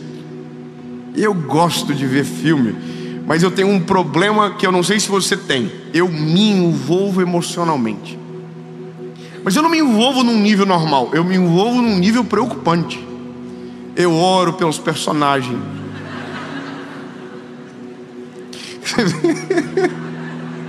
Eu sonho com os personagens. Os personagens fazem parte da minha família no outro dia. E quando morre alguém, eu sinto a dor do luto. Estou falando verdade. Esses dias eu assisti um filme com o personagem que morreu. Aí eu chorei. Minha esposa chegou, não entendeu o que estava acontecendo. Está acontecendo. Não fala comigo agora. Quem viu a mensagem de ontem, resolva suas dores, vai entender. Mas eu quero falar do filme que eu vi, né? Deixa eu chegar ao cerne. Eu vi um filme de um ator, você já deve ter visto ele alguma vez, o Steven Seagal. Rapaz, pensa um homem bom de briga. E ele é tão bom de briga que ele não apanha. Irmão, ele só dá ali. E ele bate de mão aberta. Aí o cabra vem, maior que ele. Aí o cara... E você fala, que é isso, irmão? Chega uma hora do filme que você está começando a torcer. Tomara que ele leve um cacete também. Porque é impossível você entrar numa guerra, numa batalha e sair de maquiagem, bebê. É impossível você entrar numa confusão chamado vida e pensar que não vai ter nenhuma cicatriz e que vai dar tudo certo para sempre. Irmão, só dá certo no filme do Steven Seagal. Os filmes que eu curto é o do Van Damme. Só referência antiga. Os irmãos da década de 90 já sabem o que eu estou falando. Ou não, me preocupei um pouco agora. Esse irmão apanha o filme inteiro. Dá dó do miserável. Apanha, apanha, apanha. E quando pensa, morreu, ele faz assim, ó. Levanta, olha nos olhos do adversário, dá-lhe um soco. E o adversário morre. Bom, isso também não é real. Não é assim que a vida funciona. A vida, na verdade, ela é muito mais complexa. E o que a gente precisa entender é que, se queremos viver algo de Deus, se queremos viver o plano de Deus sobre nós, em nós, nós vamos precisar aceitar que em vários momentos não será do jeito que a gente deseja, que em vários momentos nós vamos perder completamente o controle e as provações serão parte da nossa rotina. E eu digo isso para você porque em uma geração onde o conflito está cada vez mais difícil, porque não sei se você percebe, mas a gente está perdendo um pouco a manha de resolver os conflitos da vida, de resolver problema. A gente maximiza tudo, dá um monte de BO nas nossas emoções, a gente paralisa e não consegue. Bom, se você continuar dessa maneira, a tendência de você viver uma vida medíocre sem resultados na presença de Deus é muito grande. Porque o segredo é entrar no conflito e aprender a resolver no conflito, aprender na guerra.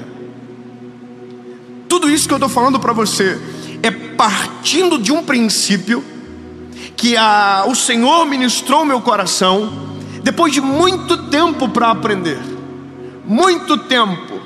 Foi quando eu entendi que todos os meus amigos, grave, eu não estou falando sem um dado claro, não, todos os meus amigos que vivem uma vida extraordinária hoje, debaixo da veste, estão carregados de cicatrizes. Todo mundo que vive algo extraordinário, que vive um plano de Deus, hoje carregam consigo marcas de dor, humilhação, vergonha. E todos, quando falam das vergonhas que passaram, das humilhações que viveram, não falam com luto, não falam com dor. Pelo contrário, é difícil aprender isso, mas agora eu estou começando a ficar bom nesse negócio. Quando essas pessoas que vivem algo extraordinário contam as suas histórias, tem um sorriso no rosto, tem brilho no olhar, e quando o testemunho vem afora, você não quer viver a dor dele, mas quer viver o que ele está vivendo. Porque nós olhamos para alguém que Deus está usando e a gente não tem noção de todas as dores e processos que aquela pessoa viveu para chegar onde está. Então a gente olha e diz, uau, eu queria viver igual. Aí Deus diz, quer? Tem certeza? Aí você faz assim, sobe 2, tira 3, 4 vezes 5, 6, 7. Você faz a conta, olha as letrinhas miúdas do contrato e diz, não quero. Então basicamente a gente vive em um tempo onde muita gente paralisa, porque mesmo sabendo o que Deus quer e aonde o Senhor deseja o levar, o destino está bloqueado, paralisado, porque o processo para tanto, a pessoa não quer. E aí, lindo, eu, dentro de toda essa conversa que tive durante meses e ouvindo histórias e conhecendo as pessoas e conhecendo homens e mulheres de Deus, eu entendi que ou eu pago o preço e deixo o Senhor moer em algum momento para poder posteriormente colher do fruto de um trabalho de forja do eterno, ou eu vou ser linear a vida inteira, sem testemunhos para que os meus filhos me ouçam e desejem viver a ousadia de coragem que o pai em algum momento enfrentou. Se eu perguntar para cada um, todo mundo tem a sua história. Mas, por exemplo, eu estou olhando aqui o pastor Adson, que é o pastor dessa igreja que nos recebe. O senhor ontem, na nossa conversa, falava do seu tempo de ministério. E eu acho brilhante essas conversas. Eu gosto de ouvir porque eu sou um bebê. Eu comecei ontem. E aí quando eu vejo alguém dizendo: eu estou 20 anos falando de Jesus e vivendo o ministério, e o sorriso ainda está no rosto, a alegria ainda transparece, eu começo a entender que existe longevidade mesmo em ambientes de processo de dor e feridas profundas. Porque seja sincero, pastor, eu nem lhe apresentei aos visitantes, mas a gente faz isso já já. Mas para chegar agora aqui e estar nesse lugar, rápido, quantas histórias de humilhação o senhor tem para contar? É muita treta. E sabe, todo mundo que você vê em algum lugar de uma posição que está em destaque, o destaque é o resultado de milhares de dias de humilhação. E agora, compreendendo que é impossível sair de uma guerra sem uma marca, eu preciso aprender a aceitar as marcas e às vezes inclusive provocá-las. Um livro que li agora essa semana falava como que um diamante nasce, como que surge um diamante. E por isso que eu conectei com o texto que nós vamos entrar. O diamante nasce a partir de 3 fatores: pressão, calor e tempo. O diamante, por isso que eu olho para a Bíblia e eu falo que não pode. Como que alguém escreveu isso há tanto tempo, viveu isso há tanto tempo? E eu olho um estudo de agora e a história é a mesma: pressão, calor, tempo. Como pode? Bom, é que Deus não trabalha com coincidência. Ouvi uma frase esses dias que curti: Deus trabalha com cristocidência. É sempre Cristo controlando tudo, todas as histórias, e tudo fecha. Bom, um diamante que essencialmente é feito de carbono, cerca de 100 milhas para baixo da terra, precisa de 3 coisas para virar um diamante: pressão, calor, tempo. Tem gente que, se ouvir uma dessas palavras, já não gosta. Tem gente, por exemplo, que não gosta de esperar.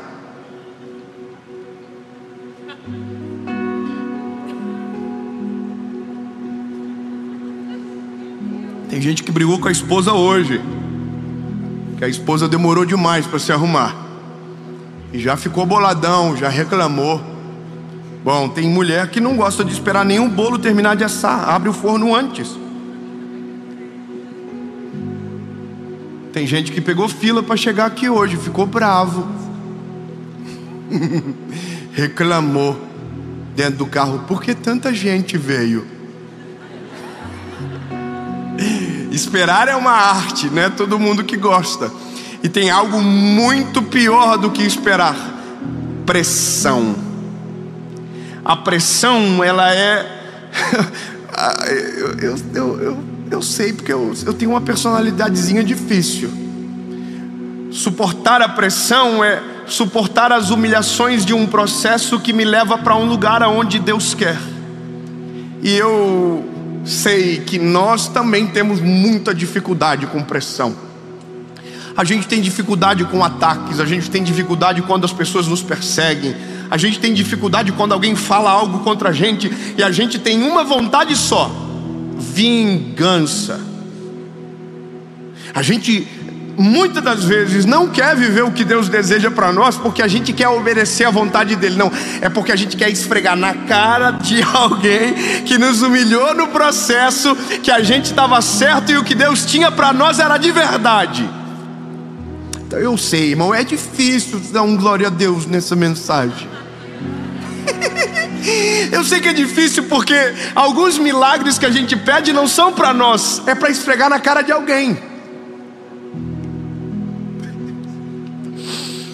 Ai, Jesus, meu Senhor, não deixa eu pregar essas mensagens complicadas. As pessoas ficam chateadas. Eu tô aqui falando com você e as histórias surgem na minha cabeça, irmão, porque de vez em quando eu bato de frente com os inimigos. E todo mundo é assim, irmão. De vez em quando eu bato de frente com alguém que me pisoteou. E aí dentro de mim mora o Dave. E o Dave, irmão, é vida louca. O Dave, se mandasse, eu nunca ia estar aqui. O Dave, se governasse, eu ia viver brigando na internet, xingando os outros, mandando direct, ofendendo. Mas graças a Deus que o Dave vive perdendo as batalhas, e quem ganha é o dono dele, que o controla e governa.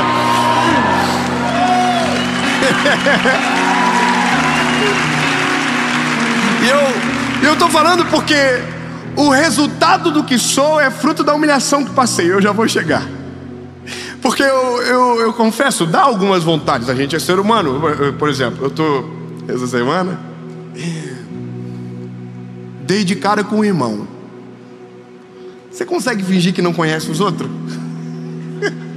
Você veio e fez: nossa, não conheço essa pessoa que não me parece estranho. Irmão, fizeram isso comigo. Só que eu que queria ter feito com ele. Entendeu, irmão? Só que o meu lado, às vezes, muito bobo, a gente quer ficar sorrindo.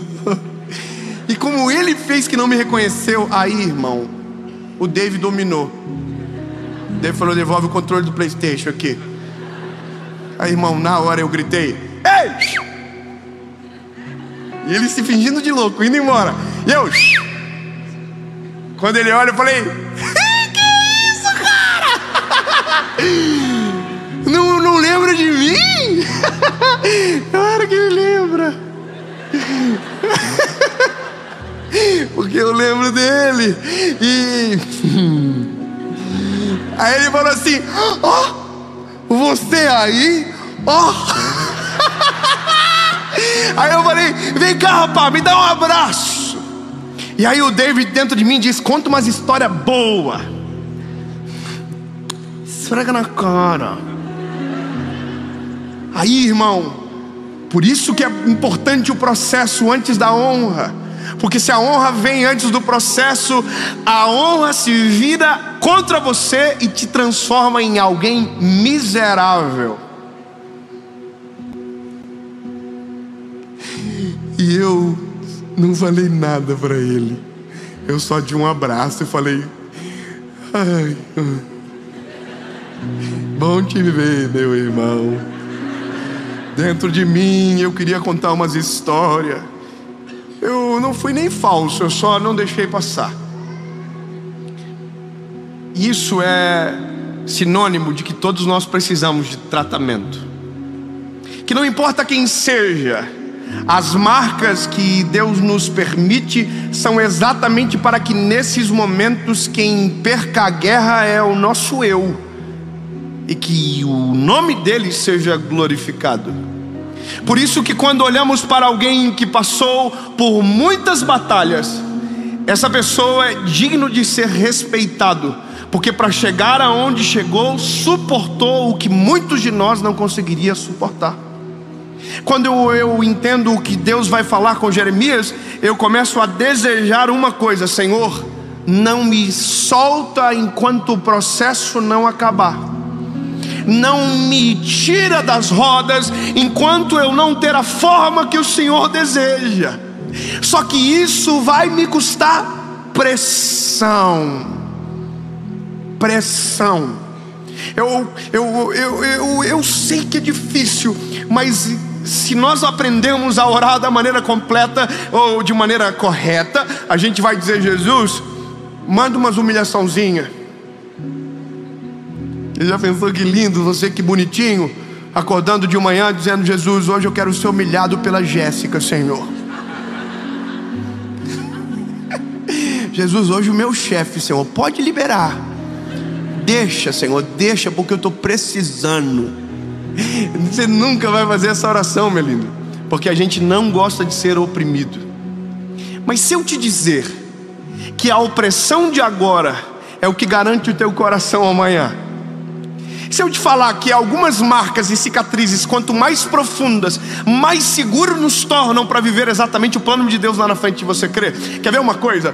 Eu vivi muito tempo pregando. Eu pregava só em igreja pequenininha e só para pouca gente, e só no primeiro dia, porque tinha os famosos vinham depois. Os que pregavam bem vinham sempre depois. Então eu entrava para dar uma palavrinha. Tipo assim, sexta-feira, alguém não consegue trazer ninguém? Chama o Dave. E eu ia, irmão, porque eu tava lá, top, vamos. Irmão, vivi muita treta. Eu sempre falo que conversa de itinerante, de pregador, né, de qualquer ministério, qualquer pessoa, se você conversar com um par seu, todo mundo tem uma história triste do que viveu para chegar onde chegou. Então eu tenho as minhas histórias, você tem as suas, mas as minhas também são sinistras. Então eu me lembro de algumas coisas. Por exemplo, eu chegava na sexta-feira para pregar na igreja, tinha bem menos gente do que no sábado e domingo, porque era eu que ia pregar. E às vezes quem estava dirigindo aquele culto falava assim: irmãos, fiquem tranquilos, o melhor vinho é o do final. E eu estava aqui, ó, o suquinho de uva integral. Porque se o melhor vinho era do final, basicamente ali era o coitadinho. E eu ouvia coisas, por exemplo, olha, vou trazer semana que vem um pregador bom de verdade. Falei, que é isso, hein? Nesse dia eu entrei no meu carro e eu fui chorando para casa, dizendo: nunca mais eu vou pregar o evangelho. Se for para ser humilhado desse jeito, eu não quero nunca mais. E sabe, eu consigo me lembrar de tantas histórias, de passar humilhação na casa das pessoas, de dormir em um lugar onde não era para dormir, mas como o objetivo parece-me que era humilhar. E sabe, todas as vezes que isso acontecia, eu dizia: Jesus, por que, Senhor? Por que comigo? Por que tanto BO? Por que tanta humilhação? Sabe, as pessoas não têm muita noção disso, porque vê agora. Então eu falo: nossa, que isso, que maneiro. Bebê, senta comigo, vamos revisitar as histórias. Vamos falar da kitnet. Vamos falar do carro que queimou o para-brisa e a minha esposa gata do jeito que é, com aquela cara de rica, com o guarda-chuva para fora do carro aqui, ó, tirando a água do guarda-chuva, e eu com medo dela brigar comigo. Ela falou assim: só vai, lindo, vai dar tudo certo. E a gente chegar para ministrar num lugar, e quando entrar dentro do carro para voltar, tem um pacotinho de uma oferta com R$14 em moeda, e o combustível para chegar lá foi 20. Então faltava 6, né? E aí tinha um para-brisa que quebrou, mas era Uno, então era uns R$18.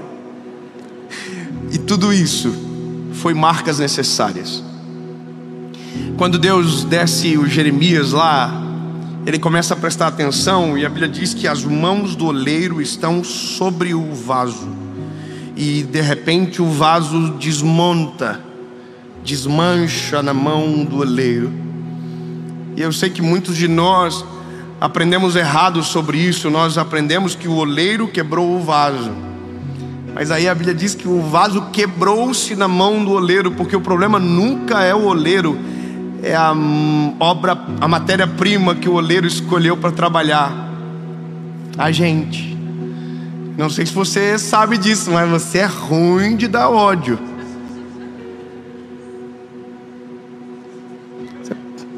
Você pode compartilhar isso com o irmão que está do teu lado?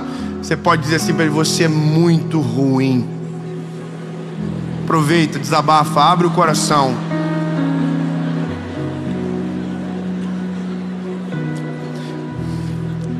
Mas fala para ele: mesmo assim,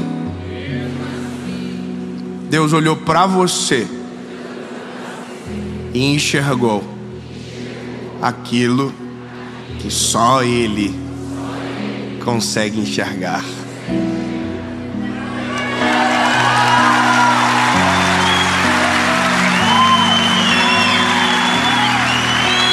Porque se a gente querer entrar na seara de reclamar do processo, o oleiro vai ter direito de reclamar da matéria-prima.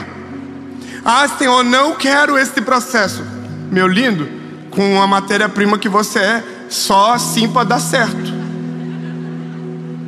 Porque senão você vira uma cebosa, irmã. Você vira um ceboso, meu lindo. Deixa eu abrir o coração para você. Tem gente que Deus não pode dar um pila a mais, que ele fica soberbo, trata mal os outros, fica ignorante. Se ele comprar uma moto, ele já fica: nossa, estou em outro patamar da sociedade. Tudo que vem antes de um processo que garanta a estabilidade para aquilo, vem para destruir, não para abençoar. Então, pressão a gente precisa. Pressão. Aí depois, quando acabou a pressão, aí vem o calor. E entenda que o vaso pronto não é o barro original. Entende o que eu acabei de dizer? O vaso pronto não é o barro original. Não é mais a mesma textura, não tem mais o mesmo cheiro, não tem mais a mesma forma. Era um barro, agora é um vaso. Mas não se tornou um vaso no passe de mágica, se tornou um vaso por conta de todo o processo que viveu para chegar. Pressão e o fogo. O fogo é o negócio que envolve o terceiro tempo. Porque quando o oleiro coloca o vaso no fogo, ele vira as costas para o vaso que está dentro do forno e vai trabalhar no outro que está sobre as rodas. Seja sincero, você já se sentiu esquecido no forno? De olhar para todo o cenário que você já viveu e dizer: Jesus, o que está acontecendo? O Senhor só pode que o Senhor me esqueceu aqui dentro. Só pode, o Senhor está pegando fogo, o pau está torando, e parece que o Senhor não ouve a minha oração, o Senhor não olha para mim, o Senhor faz com todo mundo e não faz comigo, o Senhor levanta todo mundo e não me levanta, todo mundo melhora de vida, e eu estou na mesma funda aqui, e aí o fogo está assim, ó. E muitos de nós, nesse momento, abrimos o forno de dentro para fora, e corremos um sério risco de se tornar um vaso frágil, que não esperou o tempo e não aceitou o processo, e no primeiro embate da vida vai quebrar. Escute bem, lindo. Você nunca vai ver um homem ou uma mulher de muito sucesso que não tenha respeitado os processos de Deus na sua história. Não existe esta pessoa. E se existe, a validade dela é breve. Porque quem respeita tempo, quem respeita o calor, a pressão, se torna exatamente quem Deus quer e permanece em quem o fez. Quem se torna pela força do próprio braço aquilo que deseja, faz para si. E quem faz para si tem prazo de validade curto. O ego toma conta, o orgulho o domina, a presunção o absorve, e quando ele menos imagina, tudo que tem se vai, porque nunca foi dele, até porque ele não tinha habilitação para ter o que tinha. Eu conheço gente de todos os tipos, gente que prosperou da maneira correta, gente que prosperou da maneira errada. Talvez você sabe do que eu estou dizendo, mas você já viu que tem gente que prosperou com dinheiro que não é lícito, não tem felicidade no dinheiro que tem. Por quê? Porque não tem o processo correto, não tem o processo real. Você entende isso? Não tem o processo real. Se o processo não acontece, boicota tudo, o resultado, exatamente tudo. Eu preciso terminar. A Bíblia diz que o oleiro está terminando o vaso, coloca o vaso no forno, e agora a gente segue daqui. O vaso, quando fica pronto, quando o vaso fica pronto, a gente pode dizer que agora ele está preparado. E a pergunta é: preparado para quê? Ok, eu passei por um processo nas mãos de Deus, eu fui humilhado pela vida, passei processos, pressão, fogo, tempo, tudo. A pergunta é: para quê? E o para quê errado revela que alguma coisa no processo não foi respeitado. Eu vou dizer, alguém diz aqui: para que os meus inimigos sejam envergonhados. Alguém aqui pode dizer: para que quem riu agora passe vergonha. Quando você olha a Ana, quando o filho dela, Samuel, nasce, a Bíblia diz que o que ela faz não é levar na casa de Penina e esfregar na cara de Penina. Não, o que ela faz é pegar um garoto depois de desmamar e levar no templo e consagrar ao Senhor. Então deixa eu gravar algo no teu coração para sempre. Todas as cicatrizes de uma batalha que você carrega não são para fazer você parecer mais forte do que o irmão que está do teu lado, mas para que você compreenda que o Deus de toda a eternidade olhou para você e ouviu algo que só Ele pode enxergar. As marcas são suas, mas a glória da vitória é dele. O vaso só serve para uma coisa, só para uma coisa. Sozinho ele não adorna, mas quando ele é preenchido, ele tem sentido para existir. Eu demorei muito para compreender isso, lindo. E como disse algumas vezes, algumas mensagens eu gostaria que tivesse me contado antes. Algumas palavras eu gostaria que alguém tivesse falado para mim. Porque as batalhas que lá atrás enfrentava, se soubesse do que Deus estava sendo, preparando, do que Deus estava, eu teria reações distintas. Teria suportado o fogo em silêncio, porque falei muito na hora que devia ter ficado quieto. Teria esperneado menos, teria deixado inclusive pegar mais. Quanto mais fogo, mais resistência, mais resiliência, mais capacidade de suportar. E aí, lindo, eu já chego no final do vaso. Um dia você olha no espelho e pensa que está pronto. E esse dia você errou de novo.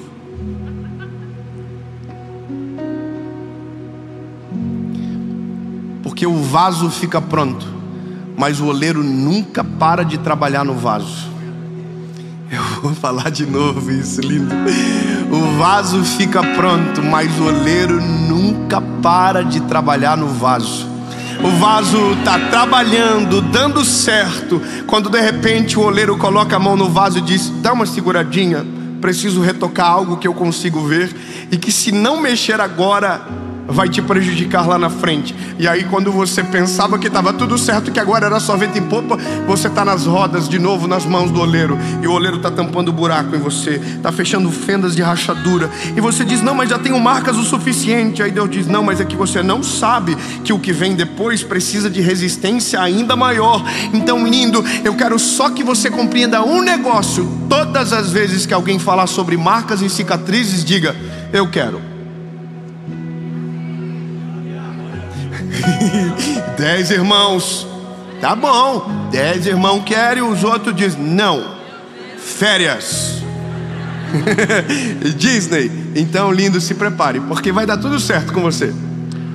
Só não vai acontecer nada maneiro, só vai ficar na marolinha. Agora, quando você entende que a cicatriz é necessária, você não precisa nem ser convocado para a guerra.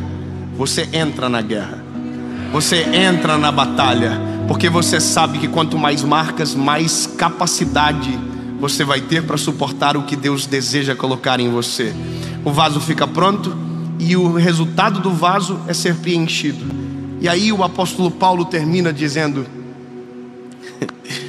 tendo porém tesouros em vasos de barro, para que a glória não seja do vaso, entende?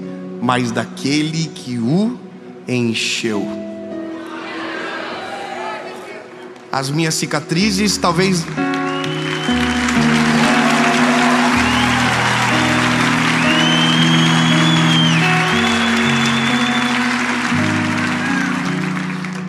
algumas cicatrizes a gente nunca vai mostrar para ninguém, mas todas as vezes que a gente olhar, a gente vai lembrar o porquê e para quê. E talvez um dia é profético o que eu vou falar agora. Receba se você quiser ou não. Posição de receber é assim: adorar, abençoar, receber.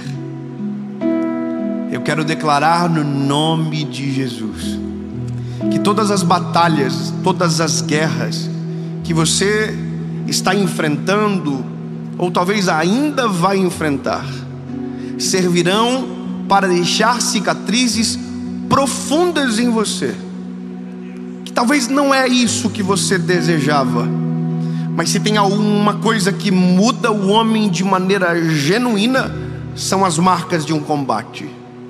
Talvez você não percebe, mas cada marca, uma faceta do teu caráter é trabalhada. Cada marca, uma faceta da humildade sua é trabalhada. E quando menos você perceber, uma ferida aberta se transforma numa cicatriz. E a cicatriz que um dia doeu, em nome de Jesus na sua vida, será um motivo para glorificar o nome daquele que te chamou para obras incalculáveis, maiores do que você possa imaginar, mas que só irão acontecer se no nome de Jesus a pressão, o fogo e o tempo forem respeitadas. Amém.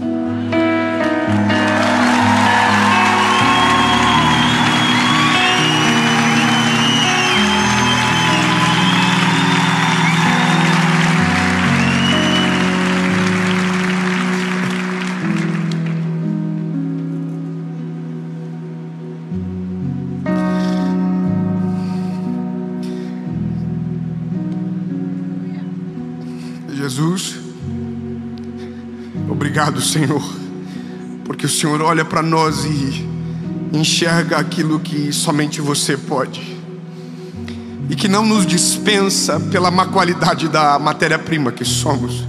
Pelo contrário, o Senhor nos usa, nos aproveita para a glória do teu nome. Mas entendemos, Senhor, que nada é tão simples como parece. Os processos são necessários. Os processos são obrigatórios para que então sejamos exatamente aqueles que o Senhor planejou. Para que quando o Senhor nos encher, o vaso não quebre, não dê problema ou tente absorver uma glória que não é sua, mas para que o teu nome apareça, que o teu nome seja glorificado. Completa a tua obra em nós, Jesus, mesmo que doa, mesmo que nos incomode, mas se o teu nome for glorificado, vai valer a pena.